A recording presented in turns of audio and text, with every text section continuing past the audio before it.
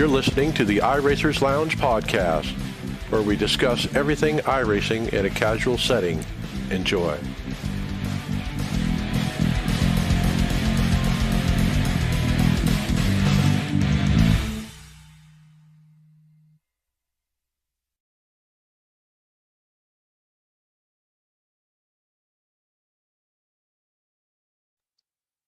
Welcome to the iRacers Lounge. I'm your host, Mike Ellis. iRacers Lounge is a podcast for the iRacer where we talk all things iRacing in a casual setting. Joining me are the usual characters, Brian McCubbin. Hey guys, good to be back. All right, David Hall. I think I want to ask the wizard for some better luck. Kansas. Hey, Greg Hectus.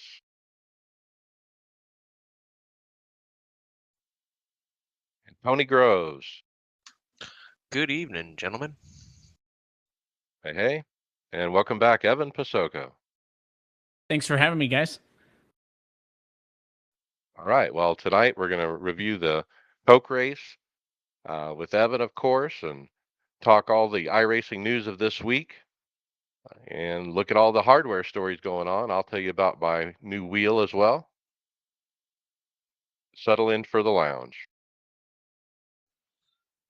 And remember, you can follow along with us on your PC or mobile device in real time as you listen to the show and see for yourself all these great topics and products we'll be discussing by visiting iRacersLounge.com and selecting show notes. So let's see you there. Sim Coaches offers the realistic sim racing equipment you need to win more races online. It is designed for real racers.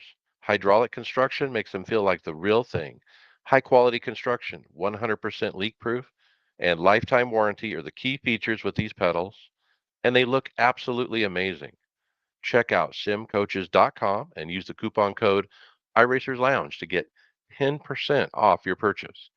Simcoaches.com is your ticket to feel like you're actually sitting behind the wheel of a car, drive harder, and stay on the limit longer.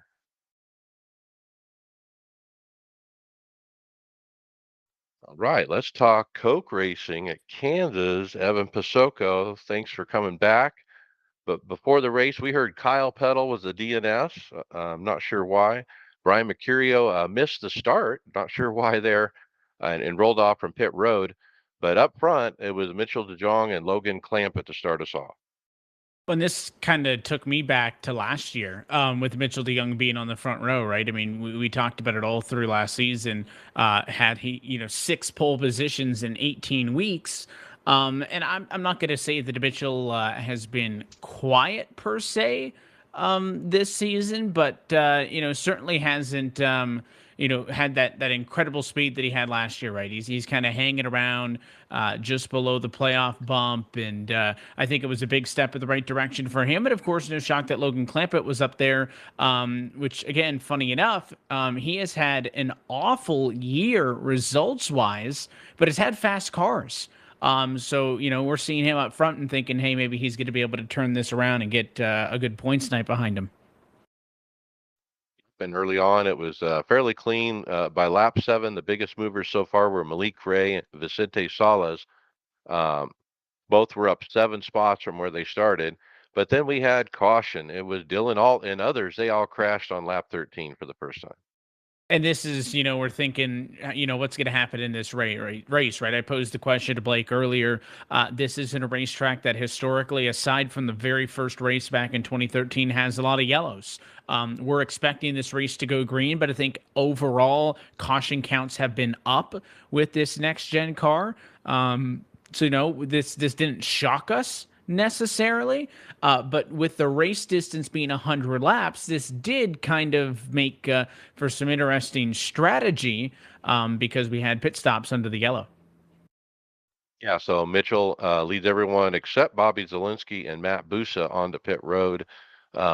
Was kind of surprised by that pretty early. But then once they get back going, it was trouble again. It was Breyer LaPrade. It gets out of shape, and others shoot onto the apron, but it was no caution in this situation. They kept going, but it wasn't too long after it was a caution. It's Mike Conti. He gets turned. He's up in the wall on lap 18.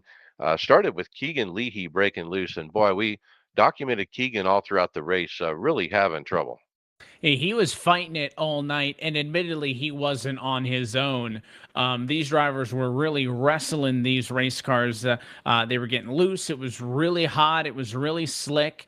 The surface at Kansas as well has always been a bit of a slippier one as well. So we saw a lot of that. And it wasn't even in one spot of the racetrack, right? It wasn't just on exit. It wasn't just on entry. Wasn't just center. All night, everybody was struggling. Really, when you got any sort of laps on the tires, and you mentioned talking about Keegan, kind of a pro and a con for him is the reason we were talking about him is because he had a fast race car.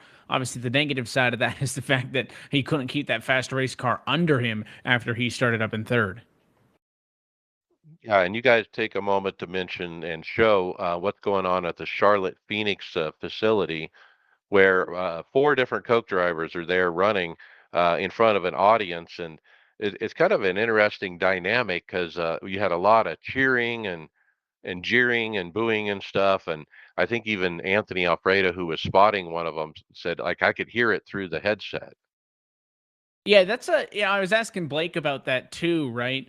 How that throws you off and, not to go on a tangent, but there's kind of two halves of this, right? The first half is, does it mess up a driver's routine, right? I think Breyer brought his whole rig. So he was on his triple monitors, his PC, his keyboard, his wheel, right? Trying to make it feel as close to being at home as possible. And then I know that the Charlotte Phoenix guys had rigs brought in by the folks over at Next Level Racing who were on their cars this past Tuesday in the race. But I think it doesn't matter if you're on your rig, somebody else's rig, it's got to feel weird, right? I mean, you don't have your pre-race routine. You don't just get to sit in the room on your own and be quiet. I think it definitely played some factor in comfortability. But as you mentioned, the broadcast is playing in the room. The Phoenix cars were doing real good. So they were up front a lot early. So people, I'm sure, were making noise in the crowd, right? I got to think that must have been a weird experience. But then my second point would be, I think we need to do that more often, right? I think that this NASCAR Championship 4 format that we use lends us an opportunity to do something like this for a finale, right? If you're just doing an old school points format, you got 10 cars in it at the last race, you can't fly them all out, right? You don't know who's going to be there. But I think with a 4-car championship, this event is the direction that this series needs to go in to continue to grow. So my hats are off to everybody at the Carolina Esports Hub and the Charlotte Phoenix because it looked like a really cool event. Yeah, it looks like a blast to be there. So let's check out what happened. Restart lap 23. Steven Wilson, Bobby Zielinski, they lead that field on that restart. And by lap 27, new leader Graham Bolin, who was mixing it up for the win all night, he was there at the Carolina Esports Hub. And of course, they erupt with cheers as Graham takes the lead. But a little bit after that, try as he might, Ray Alfala just can't hang on to what looked like an absolutely evil looking car out of turn 2 and caution. Yeah, and then all of a sudden you got, your second, third cautions in the opening 30 laps of this race, and you're thinking, people are struggling with handling. Is this thing going to get into a system? I mean, I think it's noteworthy as well that the two guys we've talked about having handling issues and really fighting the cars have been both Leahy and Alfala, right? Two of the best drivers in the series who can't handle these things the way they were driving. So I think that just kind of speaks to the challenge that all 39 guys were going through. And they all pitted. Graham won the race off pit road with Steven Wilson as they restart. At this point, after they get going, we started to hear about the William Esports guys and how they got to visit the F1 team at the Miami race. And I just want to take a moment and say, wow, what a cool opportunity or a perk of being with the Williams of all teams. I'm sure, next time that the draft comes around or whatever, where they're trying to pick teams or figure out what teams to go to, this might be in the back of everyone's mind. I think I was joking with Blake in the booth before we went on air. that I'm going to sign with Williams instead of iRacing next year, so I can go to the Miami Grand Prix. I know there's the F1 race in Vegas coming up as well, right? No, that's just super cool. We've seen people get involved in this in the past. We saw the Rise Esports or the Richmond Raceway Group get some of their guys into some real life cars. I know that we've seen, obviously, anytime a driver's able to go to a NASCAR race, if you're with Roush, right, you're hanging out in the Roush pit. But I will say, getting to an F1 race is super cool. So was really excited that those two guys got to go check it out. And we were beating up on them in Countdown to Green with the Come On Man segment because they were taking each other out. So if there were any qualms in the team, I think hanging out in the F1 paddock could certainly settle that. So yeah, I'm jealous of the drivers who were able to do that kind of stuff. That seemed like a super cool opportunity. I think a lot of the time, maybe it's our North American bias. We talk a lot about the Roushes and a lot about the Gibbs and a lot about, the junior motorsports, right? In this series, I don't think that Williams always gets as much attention as maybe they deserve, especially for how involved they are in other segments of the sim racing space as well. But in case you forgot how important Williams and Williams Esports is, that was a good reminder. So super cool to see those guys got to do that. Yeah, absolutely. And at this point of the race, Wilson actually gets the lead. Man, I mean, he's looking good this year. And then Casey Kerwin is right there as well in second, and Graham Bolin falls to third. Stephen Wilson said, quote, "I can read him like a book," referring to the driver behind him. And this is at 37 to go. Um, Shortly after 29 to go, caution, it's a spin for Strauss. Donovan gets a little help around from the front bumper of Matt Busa, and we have pit stops once more. And that kind of resets everything, right? Because we were, watching the battle for the race win play out. You got Stephen Wilson up in the mix as well. Obviously, you talk about how good he's been all year. No shock there at all. But this stirs everything to back up because 95% of the field agreed that we needed to come down pit road, but not everybody agreed on what we were going to do, right? A couple of drivers stayed out. Other drivers took 2, others took 4, and it really gave us a lot of fascinating things to look for as we went into the final 30. Yeah, as you said, differing strategies. So on the restart with 24 to go, it was Corey Vincent, Malik Ray leading the field into turn one. But not long after caution, it's Bobby Zielinski with a hard hit into the wall. Logan Clampett is involved as well at 23 to go. Even Stephen Wilson got some damage in that one. It's bad luck for Stephen Wilson, right? Who was doing so good, to that point in a competitive spot. Didn't take him all the way out of it, but hurt the race car. You talk about Bobby Zielinski. He led a couple of laps. I mean, there was a lot of guys who had those moments, right? I mean, even you got Salish, you had Lyon, you had Zielinski, you had Wilson, you had a lot of those guys who, some of them earlier in the race, certainly, were able to be up front, have an opportunity to lead, and then that's what you get. Anytime you get a yellow inside of the final 30, that kind of age-old adage of just avoid the middle isn't really that foolproof anymore because the wrecks are going to happen closer and closer to the front, and guys just pushing a little bit too hard. Zielinski gets into it, and Clampett got a big piece of it. I mentioned Clampett earlier, right? For how bad his season has been. Started second, would finish 31st after this contact. If you think that number 31 is bad, when you look for Clampett in the championship, he finds himself, of course, with that win helping him. Or I should say from last year, Logan Clampett had the win. He was in a really good position, but this year, 35 in the points coming into tonight. So he has fast cars. And Clampett just cannot catch a break, and maybe he needs a win from what he had last year. Because when you look at what his teammate Nick Ottinger's doing, those are the same race cars, right? Those are two super talented guys. I don't think Logan Clampett can buy luck at this point. At this point of the race, I can smell the desperation from Graham Bolin. I mean, he's been knocking on the door.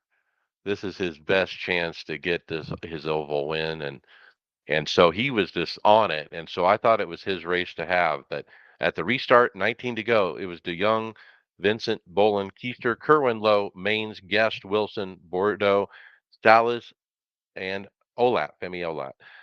For the restart, Vincent was slow on the older tires, fading on the outside lane. They all stacked up. Bolin was going for the lead, but they wreck it farther back, but no caution, and they keep going. At 16 to go, it was Bolin and Kerwin that get by DeYoung. And DeYoung slides out there. The drivers who, have those fresh tires are able to go up for the race lead. I think we got lucky that there was no caution. I think it might have been Nathan. I'm trying to think who was on the radio there. I don't know if it was one of the Jim Beaver cars that was yelling. But somebody wasn't happy that there wasn't a yellow screaming, give me the caution. Where's the caution, obviously, because the cars that weren't destroyed but just spun or checked up to avoid getting into the incident, right, lost a ton of time. So that really shuffled out some of the complexion of the midfield. But then it sets us up for a good battle going for the race win. Yeah, we had 4 laps racing side by side for the lead here. Bolin was trying super hard, pinching down anything he could do to hold on to it. But Garrett Lowe was coming. I mean, you could see him making up ground, getting into the corner, and it was now into the mix. So 9 to go. Lowe actually takes it 3 wide, and this is for the win. He had a run, and he kind of shoved it in there in the middle between Kerwin and Bolin, but it collides with Graham, and Graham goes hard to the wall. Kerwin gets knocked clear, but he actually saves the car. So it's near the end of the race. It was for the lead. Bolin should have known Lowe was coming, but it would have taken, but it looks like it was a spotter issue. Like maybe Graham didn't know he was there.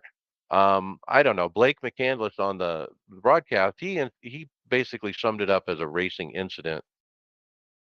Yeah, you're going to have that late in these races, right? I think that it's easy to slow it down, to nitpick it, to look at it 5, 6, 7, 8 times. At the end of the day, it's guys battling hard for the race win, right? There was as well so many guys getting runs, people, trying to block, and it just happens. And I think that the positive you need to take away from this is the fact that the way that these cars are lets us race like this. But yeah, I think it was just a little bit of unfortunate timing. Garrett trying to go to the middle, Casey yielded the spot, and then I don't really think Bolin is 100% at fault because he came down a little bit, but I also don't think Garrett's 100% at fault, right? Because he also came up, but he's going to the middle. I think it's just a racing deal. It also happened at the very end of the back straightaway where they're turning into the corner, so everyone's kind of moving around in their lines anyways, and just a rotten deal for the 48 because obviously Bolin's going to get the worst of that one, and I was kind of hoping we'd see a Charlotte Phoenix car win just so we could cut live, do a reaction of everyone going crazy at the watch party, right? That would have been cool to see, but just a tough break. And, Graham Bolin, somebody who has really improved over the years, has another good chance to go for the race win, leads 23 laps in this one, wrecks out, and he would go on to finish outside of the top 30. I think, when you look at the short video of the incident, you would say, yeah, that's on Garrett probably. But when I went back after the race and looked at the clip, I wanted to see the replay. If you watch it from the 2 minutes before up until that point, these guys were dicing it up. They were 1, 2, 3, and they were switching spots. They were going high to low, low to high, and this was just another one of those moves. And so, if you take it into context, it absolutely wasn't a racing incident. Yeah, I think that's, you have to take the totality of it, right? You can slow it down from a half a second to before, and you can say this guy moved 2 feet this way, this guy moved 2 feet that way. But at the end of the day, it's just a race deal, right? You got to take the situation into it. Everyone's fighting for a race win. Everybody's fighting for an opportunity to lock themselves into the playoffs, and it's just a raw deal. That we weren't able to watch that, for the next 10 laps to the end of the race, because I think those 3 guys would have put on a show as it was set up. Not that it took any excitement away from us, generally speaking, but, just a tough break for Bolin. And I'm gutted for him. He was the car to beat, I think. Besides Garrett, I mean, we saw Garrett coming early in the race. I don't think we mentioned it, but he was coming up the middle a few times and doing some clever stuff to get up there. So kudos to him. So restart, 5 to go. It was Garrett Lowe, Casey Kerwin. He was able to hold his position, even though he had a slight damage. They had the restart, but Lowe breaks away a bit on the restart, and it's Femi Olat fighting for second, and he gets by Kerwin. Now 3 to go. Kerwin tries to push Femi up to the fight for the lead, but at this point, Lowe has a good 10-car length lead and checkered flag. It's the first time since 2019 that he has won, um, as you pointed out, and so congratulations to Garrett. Yeah, super cool to see Garrett take home the checkered flag. It was a really, really popular win, I will say, amongst the drivers, right? I mean, anytime somebody gets a win, you got people congratulating them, especially if you're talking about a guy who's getting his first win in some 3 seasons, right? But I mean, there were people screaming and cheering in the driver chat, rooting on Garrett. So I think that's super cool to see that kind of support and the camaraderie. And that's big for him as well, right? I mean, we talk about what these wins are going to do for people. Garrett Lowe, as I mentioned as well, talking about the win, was a bubble guy. He came into that race as the driver on the relegation bubble. And I know we haven't talked a ton about that yet this year, but now that we're halfway through the regular season, I think we're going to be talking about it more and more. But he came into tonight 1 spot away from being out of this series for next year, right? Huge win for him. Gets him the win to put him up to the top of the playoff standings. You get into the championship conversation, gets him further from the relegation bubble as well. So I think that may be the biggest win that we've seen out of anybody so far this year, just by how much it means to him in the points. Well, and we saw him on the camera as he came across the checkered flag, and it didn't seem like he was totally emotionless. He wasn't like pumped. He didn't pump his fist, and not even a smile. I think broke his concentration there. I don't know. I kind of got the impression he was upset with how it went down with that wreck earlier, or I don't know, but overwhelmed maybe since he hasn't won since 2019. Maybe all the above. I think it just goes to show maybe how locked in Garrett's going to be for this, right? I mean, a lot of guys, you go 3 years without a win. There's no guarantee that A, you'll ever win if you make it to this level, and then B, if you get a win, if it's ever going to happen again, right? And I think I'll agree with you there that Garrett probably would have wanted to race that one out to the end against Casey, against DeGram. Probably didn't want the contact, but I tell you what, he nailed the final restart. Right, he got out ahead of where all the chaos was able to get to the checkered flag with relative ease, and I think it shows that he wants more. He's not just content with 1 win. He knows that now their storyline for their year goes from trying to be a top 20 team to try to be a championship team, and I think that changes his mentality, and I think he knew it in the moment. And I think it's going to be exciting to look at what that team's going to do and what the Wood Brothers can do with that 21 Ford going forward. Right. So looking at points, I finally see eNASCAR.com has updated the standings. I went and looked, and boom, there they are. So Femi is leading the points. Nick Ottinger, Steve Wilson, Matt Busa, Casey Kerwin, top 5. Any surprises there? I mean, I'm not blown away by anything, right? I mean, you talk about our winners who are going to get the first priority. So it's going to be Ottinger, Conti, Olot, Wilson, Lowe, and then you got, Busa, you got Kerwin, you got some of these other guys. I mean, I can't really say I'm surprised. I'd say that Blake Reynolds is having a really good showing. He's in a great spot. In his Gene Beaver entry, both of the Team Dillon Esports cars, Hurst and Vincent, are top 10 cars in the normal standings. That's big for them. I don't think we've ever seen that out of the Team Dillon entries. Graham Bolin takes a big hit. Bobby Zelensky take a big hit. They both drop 5 spots in the points respectively after the contact. I'm not going to say it puts him in must-win territory, but Bolin's out of the playoffs now. Zelensky down to 17th. But also, I still think the biggest surprises are, Logan Clampett, 35th, just rotten luck. Ryan Luza, 26th. Ray Alfala, 27th, who we thought maybe going to this new car would reignite the Ray Alfala of old that we know is still there. Because remember when he got sent down back to the Road to Pro ladder, won a championship to requalify for the Coke Series. So, there's a couple names that I'm surprised of how good they're doing, how bad they're doing, but nothing too off the wall as we're 7 down and 7 to go on the road to the playoffs. All right. It's been a great season so far. Evan Pasoko, thanks for coming on. Tell us what's happening next time, I presume 2 weeks from now.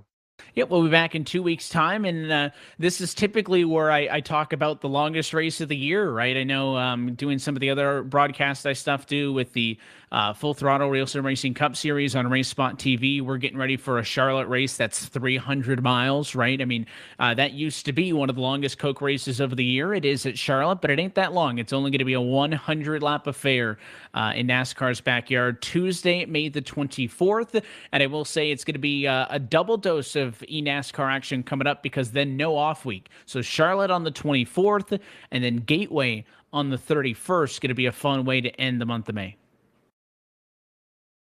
All right, Evan, sounds like a plan. Excited for Charlotte, and hey, we'll talk after that race. Sounds good, guys. Enjoy the show.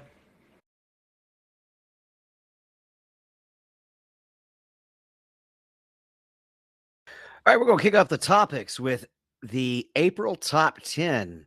Got to give this one a look, and most of them are your typical either last lap passes or very close finishes. The first one was a neat MX3,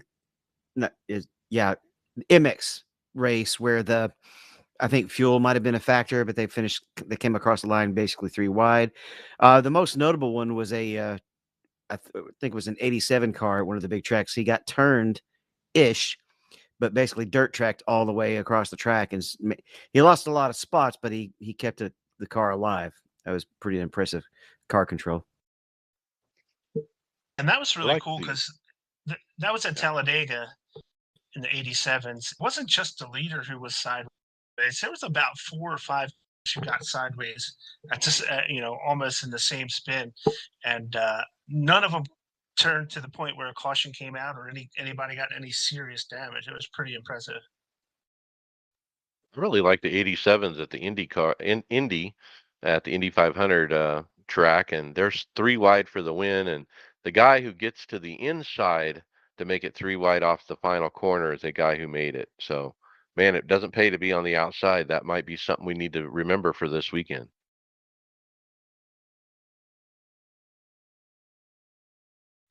Yeah, there was a couple cars in there that are not your typical cars you would see races in. They had a highlight from the Radicals, which is really cool. They had a late model dirt cars that were really getting at it for a real close 3-way finish. And I liked the GT3. It was a 3-way last lap battle at Long Beach, which is such a tight, narrow track with no runoff space or anything. And those guys are really impressive how well they raced each other and their car control and their knowledge of that track. You mentioned some of the cars you don't usually see. There was a Spec Racer League that made it in there as well. In Rallycross at Iowa, side by side going all the way around that track. I completely forgot about Rallycross, and now that I have the new wheel, I'm like, man, I got to try, Rallycross. I forgot about the dirt trucks. I mean, I need to try that with the new wheel and see what I think.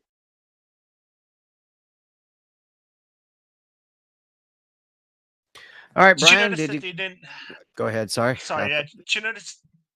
Did you notice that they weren't numbered this time? They didn't have the 10, 9, 8. It was just one after the next. Oh, no winner, right?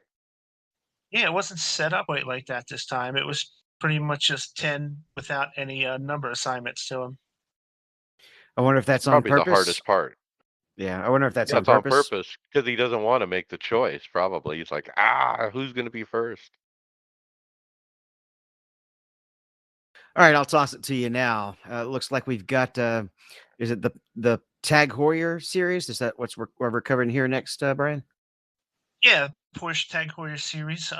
It was week 8 at the Nürburgring. Fantastic track. These guys are always so impressive how well they can race this track and know all the corners and keep it straight.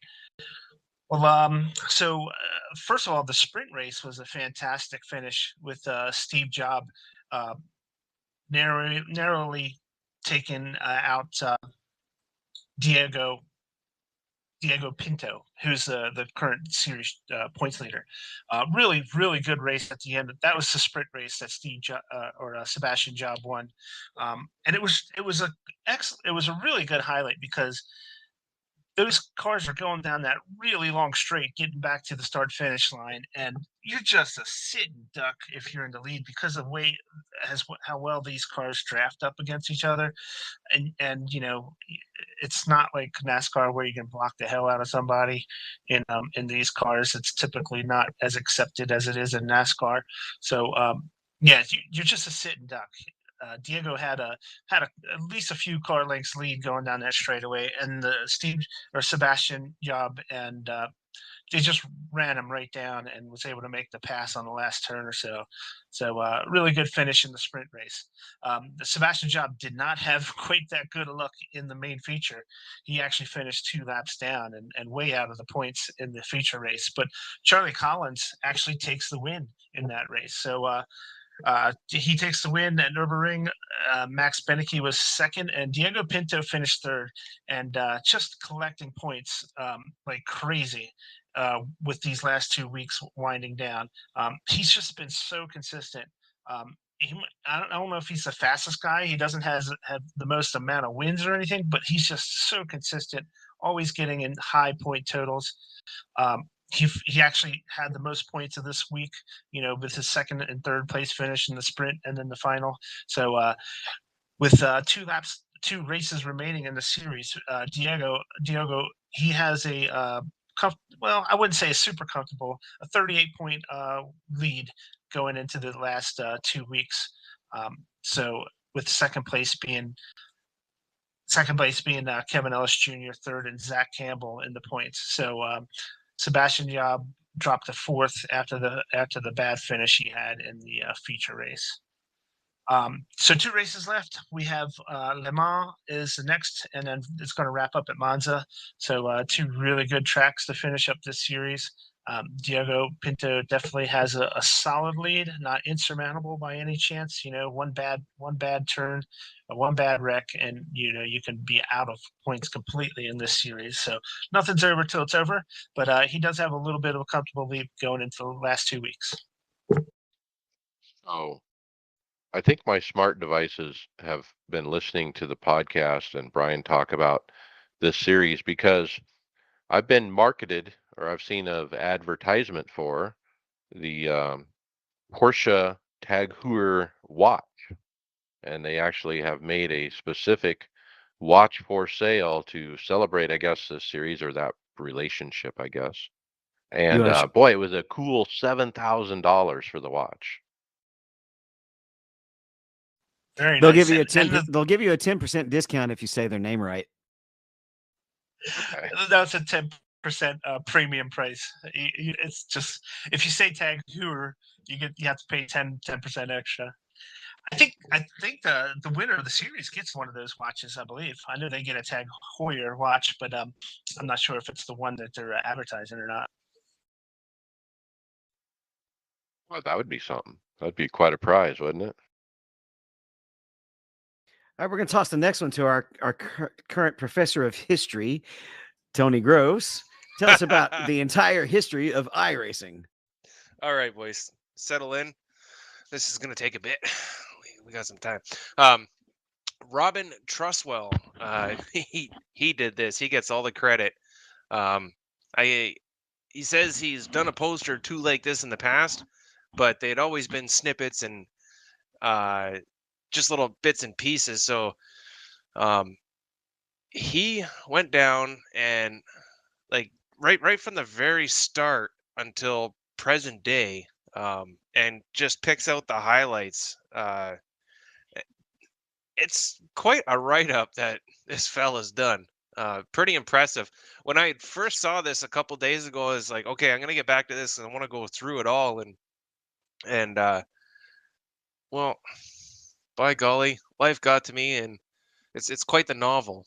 But it's definitely worth checking out.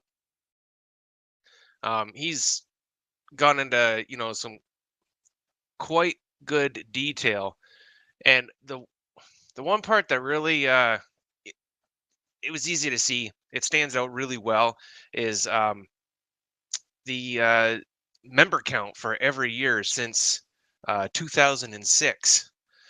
Before 2 years before it was even a thing, they had 4 members on the system, and then to watch when COVID hit.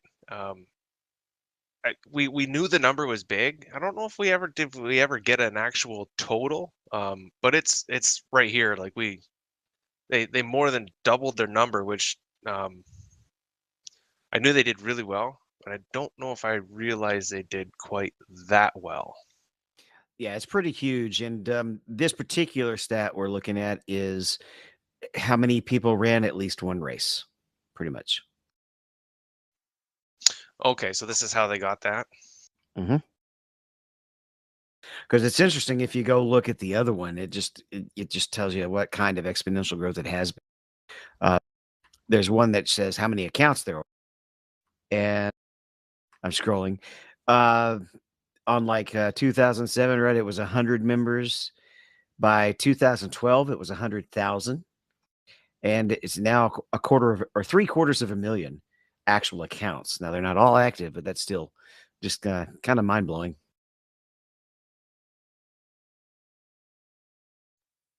Cool. And the commenters in the forum post, there's a lot of good material there too. I mean, if you want to know a history, we've seen these kind of things before. Obviously, this is a new one that came up this week, but pretty cool.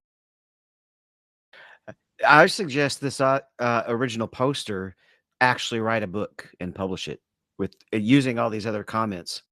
He could actually probably monetize it there though a little bit. He'll just send me a little bit of a commission since it was my idea. They ought to may have put together like a little 10-15 minute telling of this story.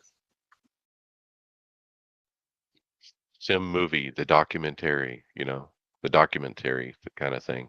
That'd be cool. David Kamer, The Inside Story. All right. Well, I will documentary the upcoming season 3 Road Series updates. The first thing we have, I'm going to roll today. The first thing we have is they're renaming the More series to the IMSA Pilot Challenge.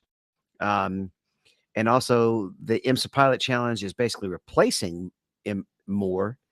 And they're also going to split the GT4s and touring cars into separate open series at the sea level. And here's the biggie that we were wondering if it was going to happen. Yes, it is. The Global Endurance Series will be replacing the 6-hour endurance series with the Le Mans level cars, and it'll be replaced with the 24-hour series so that they can run a 24-hour race somewhere in France. But I think this is fun because some of these other races have 24-hour races that are not traditional, and that's pretty interesting too. So hopefully I'll get to run quite a few of these over the summer. They have also updated the start times of the LMP2 prototypes that run the fixed to run opposite the hours of the IMSA series. So you can jump in the LMP2 fixed, and then it's only a 45-minute race, so you can basically log right out and jump right over to the IMSA race afterwards. So for Le Mans, I think I remember we had to do it in August for some reason. But do you think we're going to do it in June when the real event happens, or do you think it'll be in August? Any answer is just a guess, right? So I don't know. Yeah, so I guess we'll wait for the schedule when season 3 comes out, then we'll know. But I would say, why wouldn't they do it in June? Traditionally, we always try to do these things around the same time. I think maybe part of the reason they separated it, to do it 2 months later was to try to not, say, oh, hey, it's the 24-hour Le Mans, or whatever. So maybe they'll do that again. I don't know. Yeah, the Majors 24 is also happening. So these the lawyers have pretty much they didn't get any letters from last year, so it should work the same as it did last year. They own the name of that one particular race, but they don't. That doesn't mean that we don't. It doesn't mean we lose the rights to the track. It would appear. Right. You don't lose the right to the track, and you don't lose the right to a 24-hour race in general. Well, I think that motorsport company, they have enough lawyer problems already. So,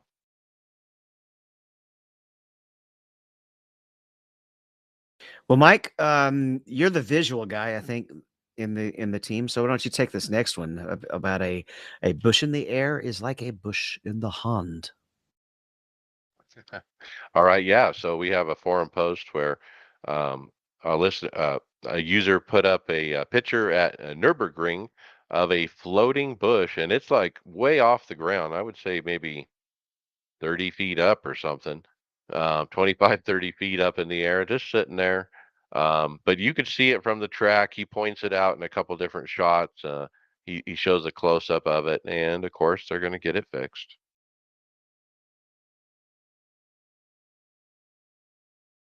These are more rare and rare. We used to see little issues. I back in the day, almost every week there would be a post about something. But nowadays, it's pretty rare, actually. So I guess if they have a bush at the entrance to the garage, that would be another bush out of place, right? All right, well, let's go backwards. How about a nice rear end, David? Yeah, it's a post from iRacing official. It's a hint to a new car. You read the comments? We already have the BMW, right?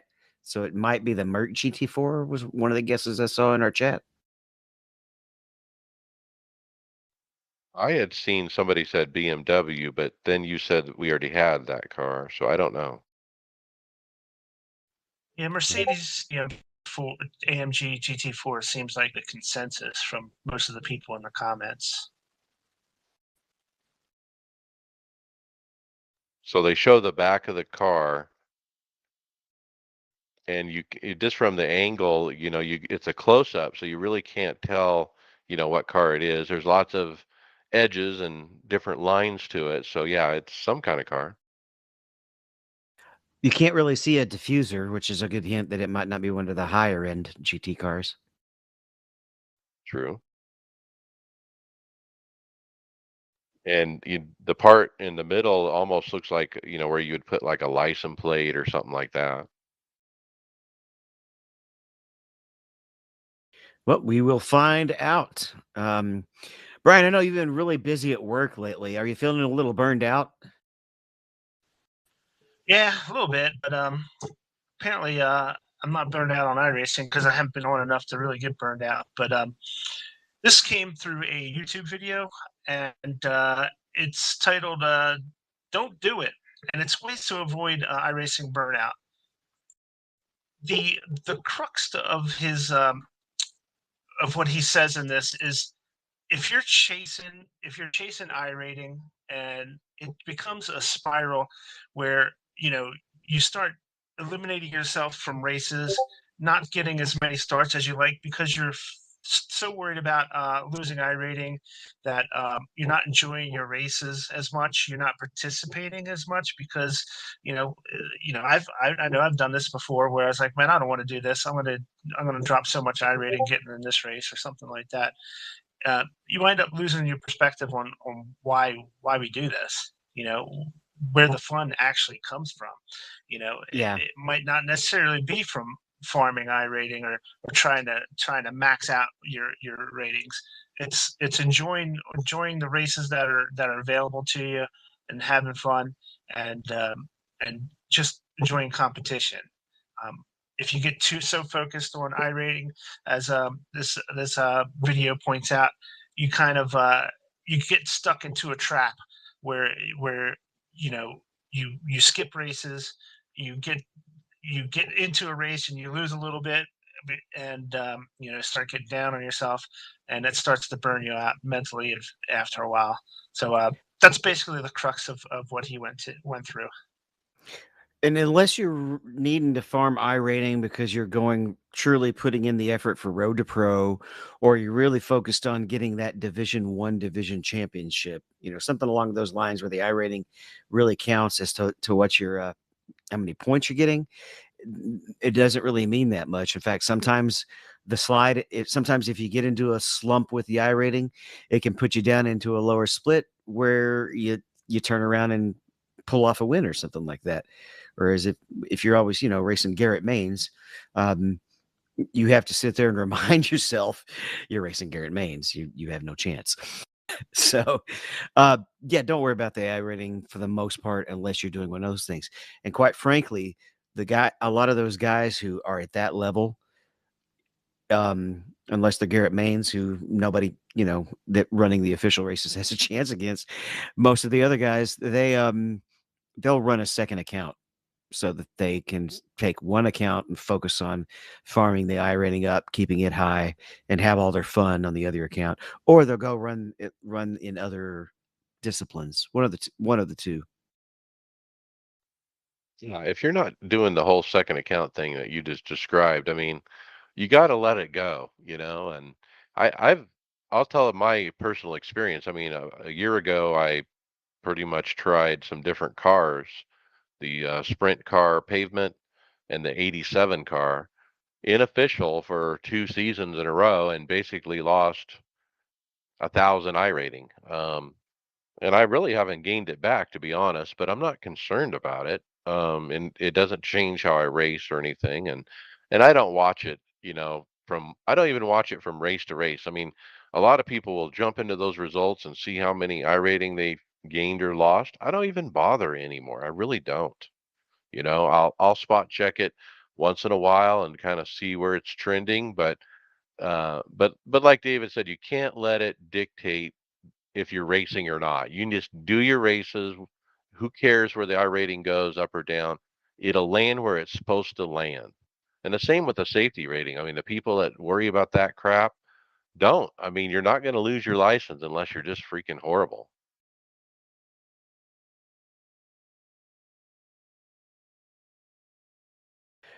Now, this guy might be suffering from burnout, dealing with back markers. Tony.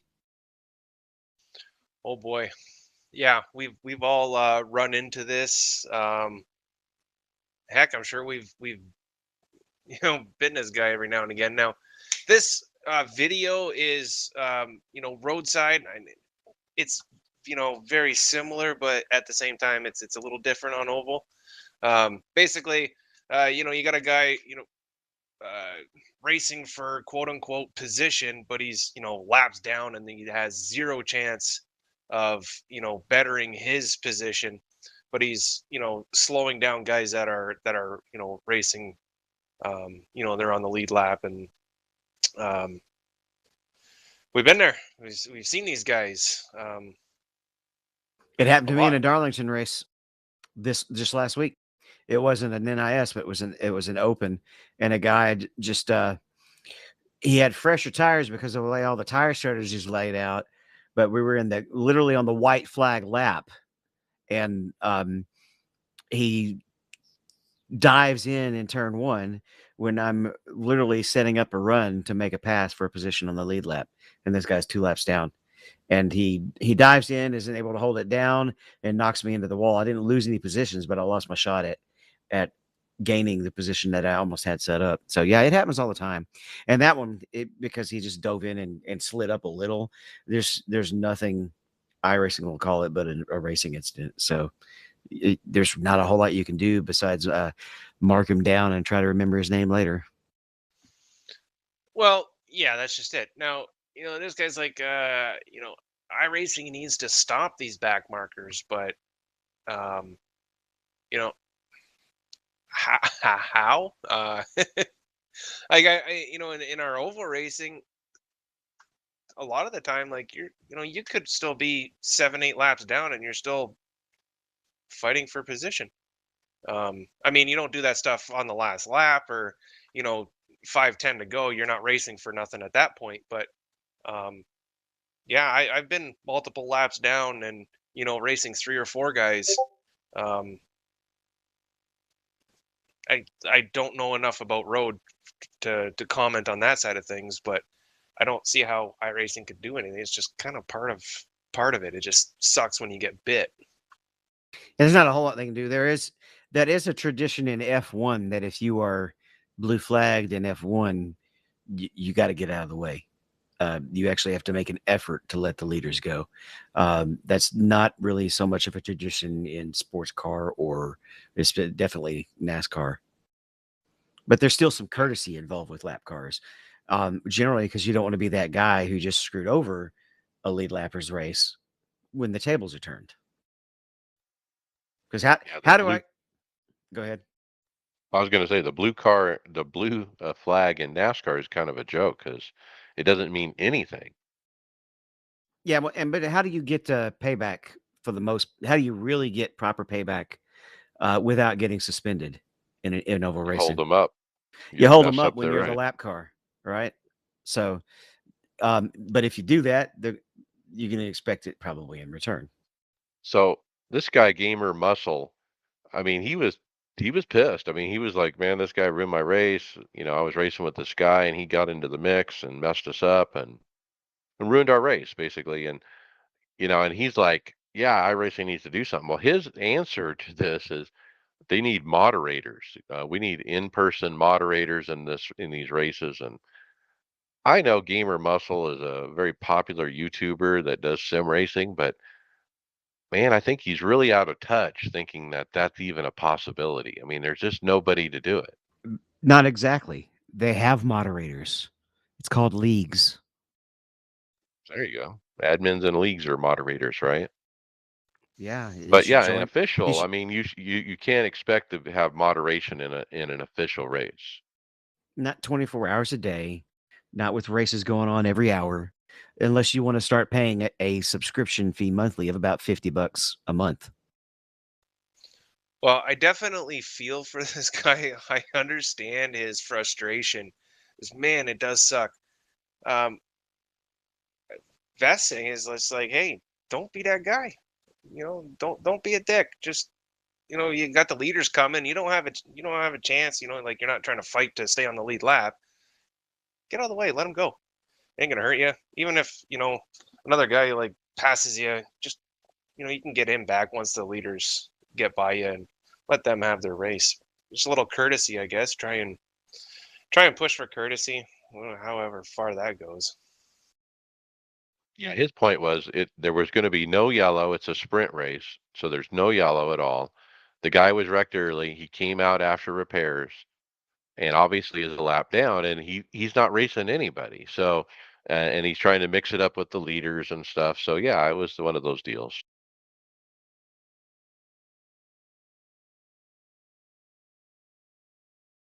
All right, the next thing we've got is hashtag hack. I saw this posted when y'all threw it up there and was a little bit thrown for it. I didn't know how much of it was troll and how much of it was not. Brian, did you give this a look over? I saw the video on this tweet, and yeah, I was kind of perplexed what he was getting at. To be honest with you, I didn't really get the whole background of what he was doing. He was obviously very disparaging towards American stock car racing, but I don't know what precipitated this outburst. I wasn't Oh, sure about that, but he I just had to goes off. research this.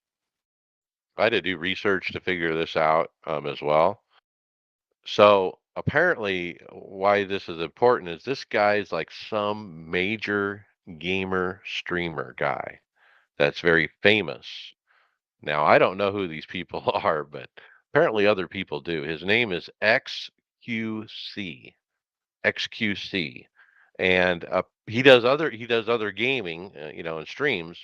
And so somebody got him to do iRacing, and so apparently iRacing like hooked this guy up, with some content, some help from professional iRacers, so to speak, and whatnot. And this was his, you know, breakdown after the first race after getting wrecked out.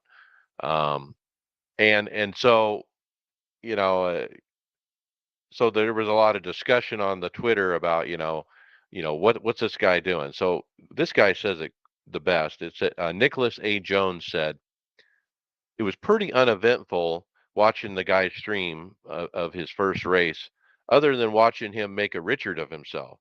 The entire session got chat warned by Nim Cross, Then it looks like they were all muted and then unmuted. Then in the same session, the XQC guy or whatever his name is got DQ'd because of too many incident points, not from NIM directly. So is it confirmed that he got the content or not? Because one of the things that was said in chat is that this guy is a nonstop troll and does this. It's just in the first time he's done stuff like this. True. Anybody who's aware of him, apparently this is kind of his shtick, as you would call it. Um, Another forum poster said, Patrick McDaniel said, with any luck, he will turn people like him away from iRacing. I was reading through some of the comments in the forums, and they were saying that, you know, like, he pretty much destroyed his car like turn 1 or turn 2, or maybe it was in the, you know, first couple of laps. And that he's what he does is, you know, he goes into like just regular games and does whatever he does, and he's not so much into the sim side of things. You know, it's quite obvious he didn't put the proper amount of practice time in. So, you know, I don't know if he was like expecting, you know, to go in and, you know, win right away without, you know, any proper amount of practice, or, you know, just jumping on me like, oh yeah, I got this. These guys are all, you know, totally sounded to me like he just not the right guy for this. Plus, you know, the completely wrong attitude by the video, you know, shows that like that was complete like 12-year-old meltdown. There was one reply from one guy in the thread on Twitter. It said, "Not a single person helped him understand iRacing. That is why he lasted 10 minutes and was DQ'd from his first race. Not to mention chat banned when Nim Cross came into the session." There was, and so it also says when he went and raced Carb Cup, he was asking the chat how it worked. He had no idea how anything works, from qualifying the car to where he started to where the car wasn't moving or why the car wasn't moving on the grid. He didn't even know what the pace lap was. Maybe somebody should have just sent him the links for the you know, sporting code videos and the beginner videos. Kind of shows you how iRacing works, and that probably would have helped. Should have just given him the NASCAR whole game and told him to do that one, right? That's where he belongs. This is also a pretty good reason. I mean, this isn't really fast track, but guys sometimes can come up through the fast track not in the same way and completely still be lost. So hopefully he's banned. But like you said, it seems like that's just his thing. He does this on games and is just trying to come on and troll. And you know, you can jump into a first person shooter and rely on a basic set of skills, but if you've never done any racing, it's going to be exactly what it was. Should maybe Yeah, change no racecraft. change the name of this topic to hashtag bye-bye. Hashtag shortest career ever. There you go. Somebody in the Discord tell us who this guy is. I mean, when I look him up on the social media, he has millions and millions of followers. So he's somebody. Well, I'm gonna show my age here and just say, who enjoys watching stuff like this? I don't. I mean, maybe it's I'm too old to get this or something, not hip enough or something, but I just don't get it. Well, So do you watch Mike's TikTok videos? Now I'll digress. Now No. my wife Me neither. works with a lady. Her son is this guy named FaZe Swag, and apparently he's some famous gamer. And she's always sending me social media posts about FaZe Swag because she works with her mom, his mom. FaZe Clan, I don't know what it is. Well, Mike, we were talking about it just a little bit earlier when we were talking about iRacing Burnout, but iFarm Simulator is our next little topic, and it's basically a YouTube video on how to farm IR if you actually want to do so. This is ironic because it's the same guy who was just telling us how to don't worry about iRating, you know? No, So it's a not it's a a we different guy, Mike. oh, It is was a it? different Okay. video. Yeah, he did the video on the back markers. No, he didn't do the Oh, the video back on markers, the right. iRating. I like Mike's story way better. That's just funny. Yeah. So, yeah, how to farm iRating. Basically, he was saying do the open wheel entry level cars, you know, the Skip Barber, the IR04, you know, the those type of cars. Any, you know, as you move up to about 1500 to 2000, you know, you're gonna as long as you can finish the race, you're gonna gain iRating, you know, running those cars. And then he said, you know, once you get to 2500 to 3000, you know, you're actually gonna have to earn it at that point, and there's really not a way to farm it. So, what do you guys think as far as road farming? I can tell you that he is spot on because when I had to get my license up in order to race the Daytona 24, all I did was jump in Skip Barber races at a track that I knew well. It was Watkins Glen. Like did a whole week, just did nothing but those races a bunch of times. I started in the rear of the field. You know, I didn't qualify, and just stayed out of trouble. And I wasn't even trying to pass cars. I was just trying to stay clean so I'd get my SR up high enough to advance on my license. And I wound up gaining a bunch of IR because I just wasn't getting mixed up in all the trouble that was going on. So, you know, especially when you're, you know, at a beginner type of level or a, you know, a lower moderate level, that's all you need to do if you really want to farm road IR. That's all you have to do.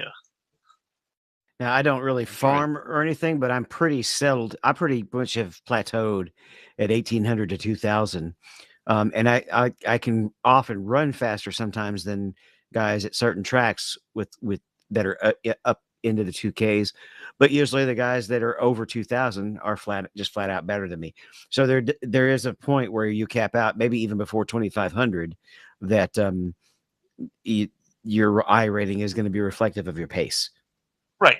Eventually, you're going to get to the skill level where these guys aren't making dumb mistakes on a regular basis, and they're fast. And then that's where you're going to start plateauing when you use a strategy like this. But it will take you out of the aughts into the thousands at least. You know, well into the thousand IRs just by doing this. And I think it works the same way in the oval side as well. If you once you get over 2500 or so, you're either going to consistently finish in front of those guys or consistently finish behind those guys. If you're racing enough, if you're barely racing, that can affect your consistency level. But if you're racing enough, the luck balances out, and you're going to end up about where you end up. And that's the Yeah. frustration you where iRating does become a concern. You know, we talked about you don't really want to necessarily focus all your energy on iRating gaining it because you can burn out real easy. But at the same time, if your iRating if you get into the splits with guys who don't have the kind of car craft or race control or car control, then you wind up just spiraling because you're getting involved in wrecks and stuff that you had nothing to do with, and then you get bad finishes just because you just happen to be involved in somebody else's messes. So in a way, iRating does help out a lot because you know have the opportunity to get in a little bit better, cleaner races. But so that's the only downside about not focusing on iRating, like we talked about before, and where farming might give you a little bit of help getting into better quality races. Not necessarily, you know, that you're faster. You're just getting better quality races. And I know it's a time factor for some of our guys, but some of our guys here are stuck down in the low thousands or even mid thousands. I think one of the best places for you to might be in the smaller car count A opens when you can get in there with basically the top split guys. And some of them are going to in a lot of places you're going to end up having some bad luck, and you can probably, if your car 30 in a single split A open and you come in 15th, you're going to rack up some I rating even just at 15th, especially if like the one car or the 5 car wrecks out early. So we've talked about in the past iRating by car. which would be really cool. But I already do that I already have iRating by car because I don't run official in any car besides the A, basically. So whenever you look at my official results for this year, for oval, I mean, it's all in one car. So I used to run it, 3,000 to 3,500 iRating all day long for years. And I did the same thing. I was, it was iRating by car back then. Now I've run enough, months. It's been several months since I stopped running those other cars that it should be the same again, but I haven't gotten back to where I was. So it's been humbling thinking, am I a worse driver? Am I worse than I used to be? Or maybe there's more drivers in the mix and that naturally forces me down to, because of that. And so I think it's more of that than me getting worse. I don't think I've gotten worse, but I think there's probably better drivers that have entered the service that have come and gone above me. Possibly, but what is the other recommendation that's been given a few times to try to help you climb back up and have better results in NIS? Oh, practice, right? Yeah. No. A opens, which Oh, is yeah. kind of practice. I would personally recommend to you stop running that fixed on Sunday night, and just run a few And A give up that opens. iRating every Sunday night. Yep. That's what they fixed it's turned out to be. But no, I don't worry about it.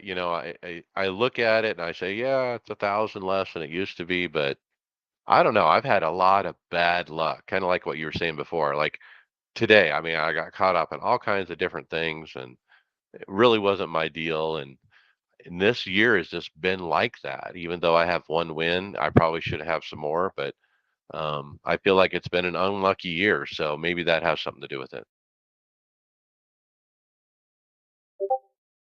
So before we move on, I just not jotted down a couple of the notes that Russell made. He focused mostly on road racing.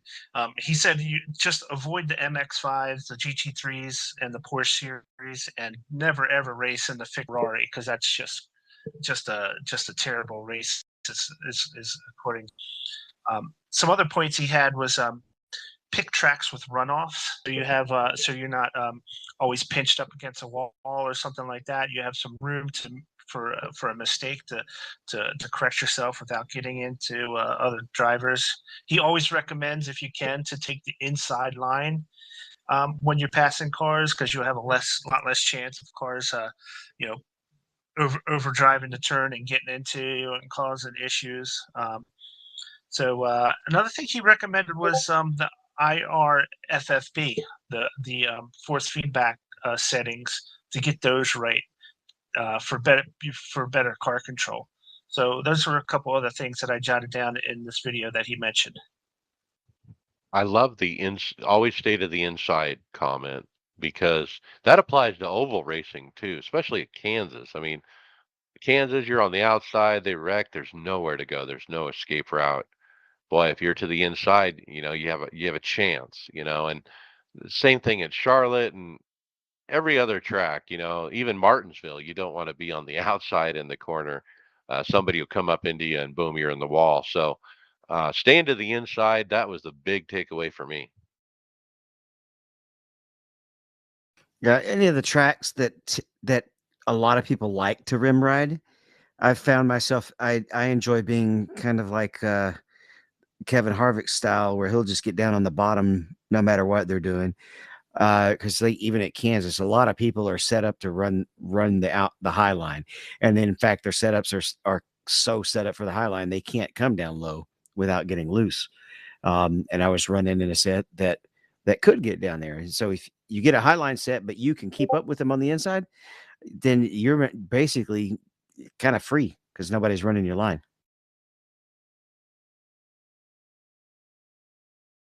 So kind of one of the themes of the night has been burnout and the grind and farming iRating and just the dedication that it might take to get to that top.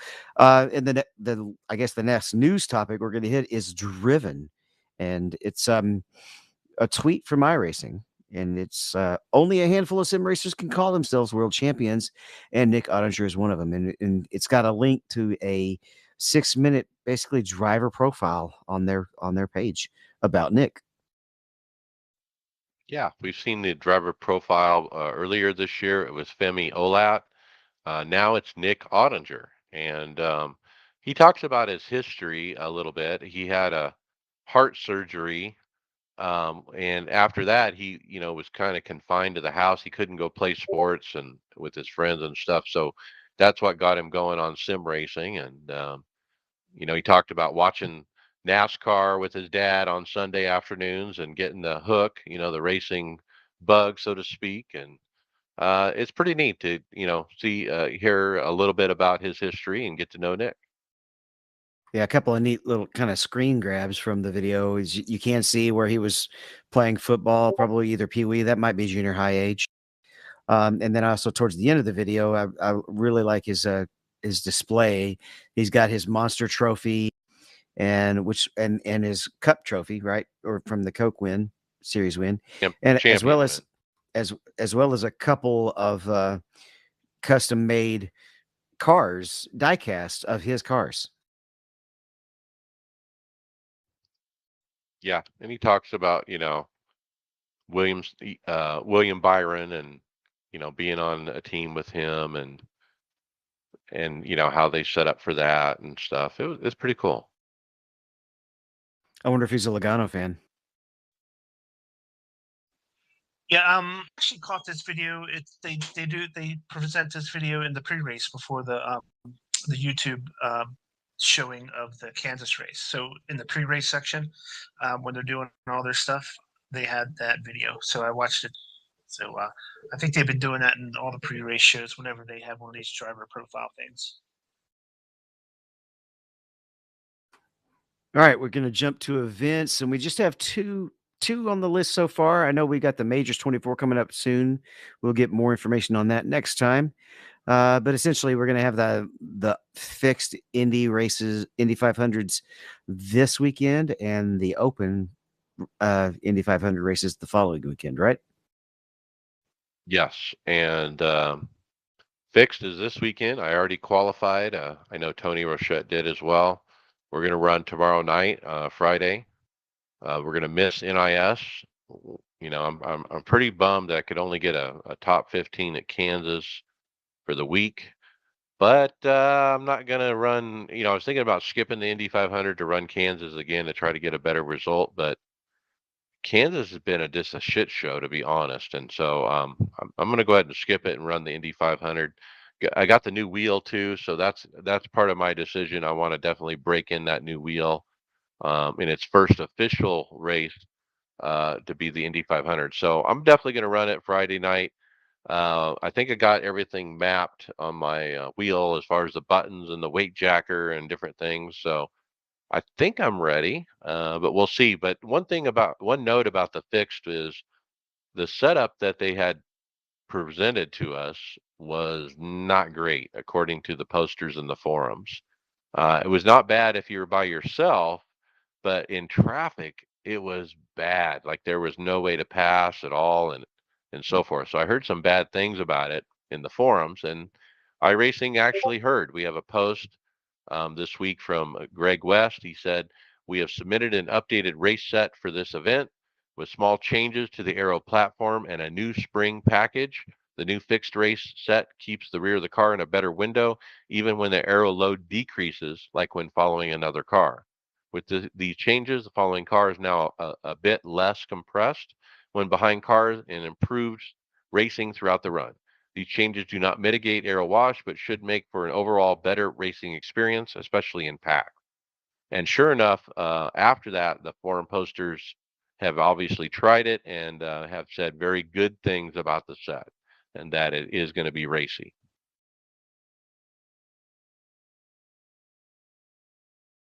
And as you probably know, the qualifying is the 4-lap average lap speed, and the splits are done by speed. And you have to complete all 4 laps. You get a 1X on lap 3, and you have to pick a different qualifying session. And NIS is off next week, so pretty good money. A lot more of us will be doing the Indy Open the following week.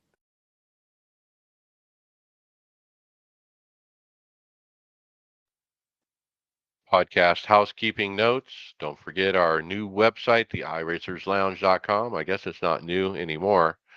But yeah, there's a lot of everything we talk about is listed there visually for you guys to see. It's formatted for cell phones. So it makes it real easy for you to take a look at. Don't forget our Discord chat. You guys would get all kinds of neat information over there that you don't get on the show. So get involved. And we are in regular rotation at the Performance Motorsports Network.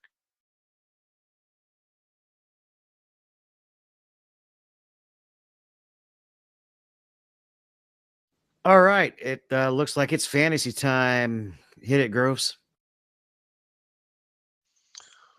Well. Mr. McRubbin showing us all up, showing us how to get it done at Darlington. Yeah, I finally broke into the top 10, I believe. It might have been my second time, but it was pretty much sheer luck. But I'll take it. But man, how about the frozen cactus this week and overall?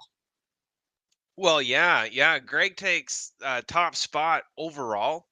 And he got himself a top 5 at Darlington. Better point out too, Bobby, second place for Darlington. I don't know what y'all are picking. I got all the guys that got into the wall and spun out and took their lumps and.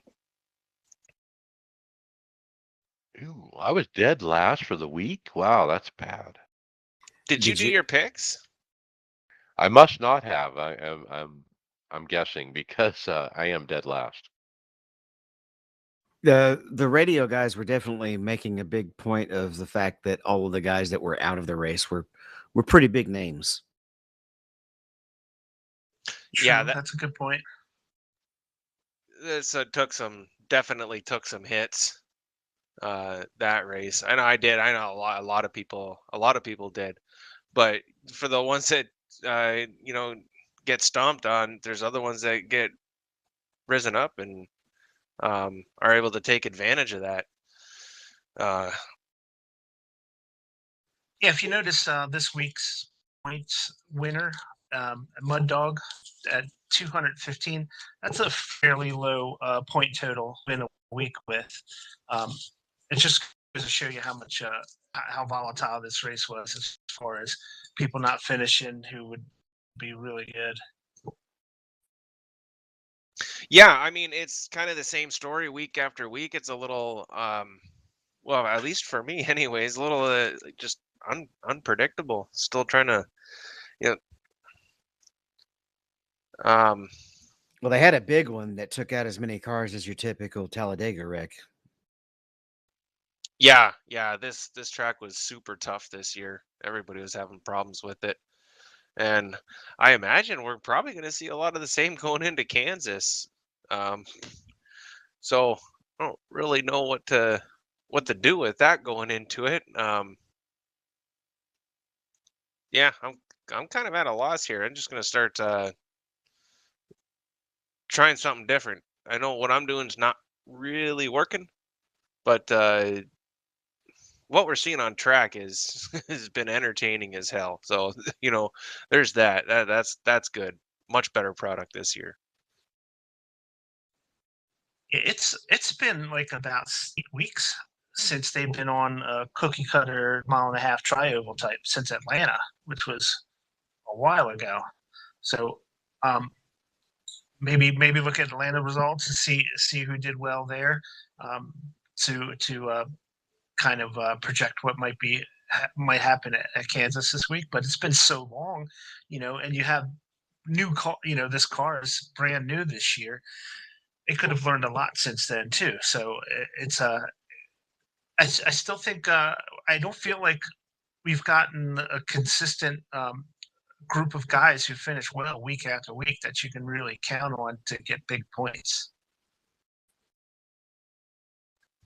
No, you're absolutely right. And I don't think, maybe once we start hitting some of the tracks for the second time, we'll start seeing uh a little bit, quote unquote normalcy, or but maybe we're seeing a shifting of the times. We're going to start seeing a lot more guys that we don't normally see up front running up front like they have been. So, I mean, I'm just gonna have to like maybe just change the whole way we think about, or at least the way I think about these races and how I think they're going to unfold. Well, we like to listen to particularly the Dirty Mo podcasts and reference stuff like that when it relates to what we're talking about. And I think it does here. If you listen to his guest this week, it was one of the major. It was a 4-time IndyCar winner, right? And I remember some point in the conversation they were specifically talking how things did come a lot closer when IndyCar went to the composite bodies, and now we're on the composite bodies as well. And what that's essentially doing, it is taking out some of that gray area back from the times when the sport was about innovation, more than having the cars on an equal ground and putting it more in the driver's hands. And this has done that, and that's basically what you see with Trackhouse is they're getting the same pieces that RCR is getting, right, and Hendrick, and all they got to do is figure out how to put them together instead of figuring out how to build them. Yeah, absolutely. I mean, and there's been a lot of talk about that, over the last few weeks on and all the different podcasts. It's very much a good thing for what we're seeing. I'm loving it, but it's killing my fantasy, like just murdering it. Like, come on.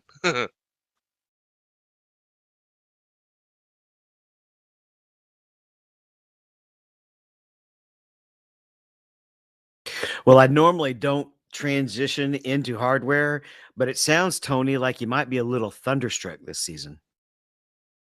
Oh yeah. I